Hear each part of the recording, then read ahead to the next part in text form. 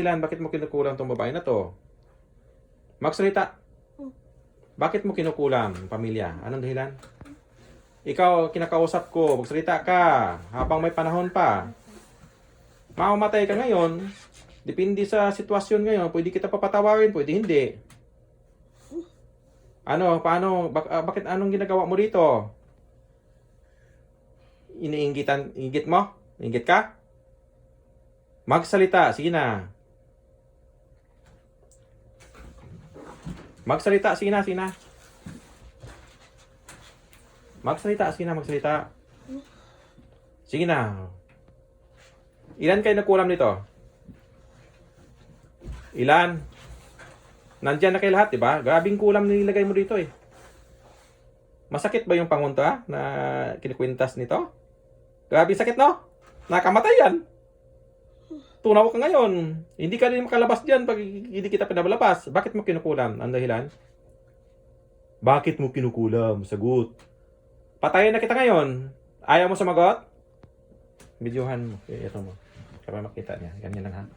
Dito ka magtingin. Papatayin na kita. Okay lang sa'yo. Itapon na kita sa impyerno ha. Isang dasal ko lang. Patay ka na ngayon. Okay? Okay lang sa'yo. Mapatayin. Marami ka nang pinapatay, di ba? Tapon kita sa impyerno.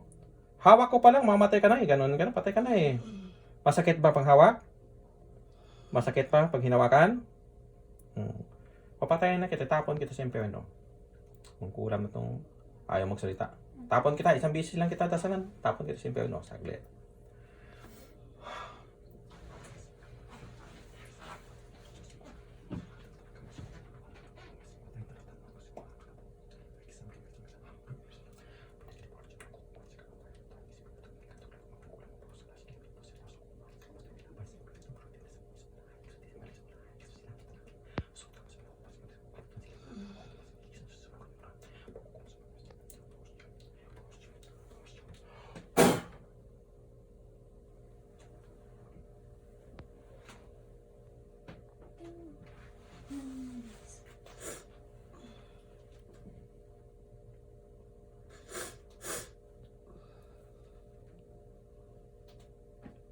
Nandyan pa kayong kulam? Nandyan na kayo? Nandyan pa kayong kulam? Wala na, impyerno na kayo.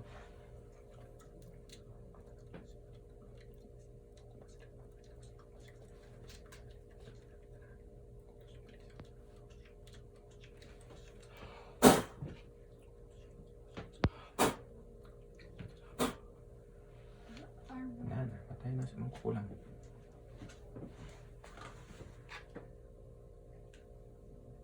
Yan ang husga ng kukulam, no? Kamatayan. Tapon sa impyerno. May naiwan pa ba diyan? May gusto pa makipag-usap? May naiwan pa? Wala na, di ba?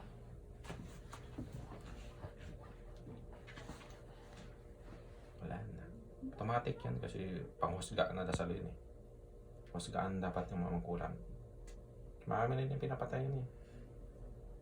Okay na. Ikaw na yan, misis. Gising, misis. Hello.